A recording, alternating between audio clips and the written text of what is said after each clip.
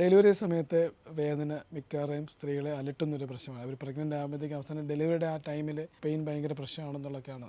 പക്ഷേ ഇപ്പം ഡെലിവറി സമയത്ത് പെയിൻ കുറയ്ക്കാനായിട്ട് ഒത്തിരി മാർഗ്ഗങ്ങളുണ്ട്. അതിനകത്ത് ഏറ്റവും ഇമ്പോർട്ടൻ്റ് ആയിട്ടുള്ള മാർഗ്ഗമാണ് എപ്പിഡ്യൂറൽ അനാൽജീസിയ എന്ന് പറയുന്നത്. അപ്പോൾ എന്താണ് എപ്പിഡ്യൂറൽ അനാൽജീസിയ?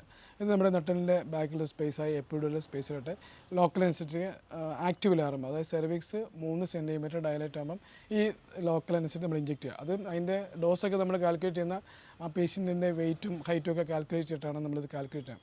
അപ്പോൾ ഇതിൻ്റെ ഒരു ഡിസഡ്വാൻറ്റേജ്, അതിൻ്റെ പ്രശ്നം എന്താണ്? അപ്പം ചില സമയങ്ങളിൽ എപ്പിഡ്യൂറൽ കൊടുക്കുമ്പോൾ ആ പേഷ്യൻ്റ് BP ഹൈപ്പർ ടെൻഷൻ ഉണ്ടാകും. ചിലപ്പോൾ അവർക്കൊരു കൊച്ചിൻ്റെ ഹാർട്ട് ബീറ്റ് കുറയാം. പിന്നെ ചിലപ്പോൾ ഒരു ഫെയിൻറ്റിങ് അറ്റാക്ക് പോലെയൊക്കെ ഉണ്ടാകും. ഇതൊക്കെയാണ് മെയിനായിട്ടുള്ള പ്രശ്നം. പിന്നെ പേഷ്യൻ്റ് ഫുള്ളാവുന്ന സമയത്ത് ചിലപ്പോൾ അവർക്കൊരു ബെയറിംഗ് ഡൗൺ ഇഫക്ട്സ് കാണത്തില്ല.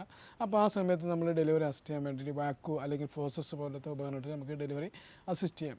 ഈ എപ്പിഡ്യൂറൽ അനാൽജീസിക്ക് ഒത്തിരി അഡ്വാൻറ്റേജ്. ഇതൊരു ഡെലിവറി നമ്മുടെയൊക്കെ ഒരു എക്സ്പീരിയൻസിൽ ഡെലിവറി ഒത്തിരി ഫാസ്റ്റിനാക്കും, കുറച്ച് സ്മൂത്താക്കും. ആ ഡെലിവറി സമയത്ത് നമുക്ക് ആങ്സൈറ്റിയും ടെൻഷൻസൊക്കെ ഒരു പരിധി വരെ നല്ലോണം കുറയ്ക്കും. അപ്പം ഇപ്പോൾ ലേബർ പിന്നെ ഒത്തിരി ഫിയർ ഉള്ള ആൾക്കാർക്കൊക്കെ ഇത് ചൂസ് ചെയ്യുന്നത് എന്തുകൊണ്ടും നല്ലതായിരിക്കും. പിന്നെ ഇതിനെന്തെങ്കിലും ഒരു കോൺട്രാ ഇൻഡിക്കേഷൻ ഉണ്ടോ? നമ്മുടെ ഈ നട്ടലിൻ്റെ ബാക്കിൽ എന്തെങ്കിലും ഇൻഫെക്ഷൻ, സ്പൈനൽ കോഡിന് എന്തെങ്കിലും ഡിഫോമിറ്റീസ്, പിന്നെ എന്തെങ്കിലും ഒരു ബ്ലീഡിങ് ഡിസോർഡറോ ക്ലോട്ടിങ് ഡിസോർഡർ ഉള്ള പേഷ്യൻസ്, അങ്ങനെയുള്ളവർക്കൊക്കെ നമ്മൾ എപ്പിഡ്യൂറൽ കോൺട്രാ ഇൻഡിക്കേറ്റഡ്. അപ്പം ഇതിനെക്കുറിച്ചുള്ള അവയർനെസ്സും നമ്മുടെ നാട്ടിൽ ഭയങ്കര കുറവാണ്.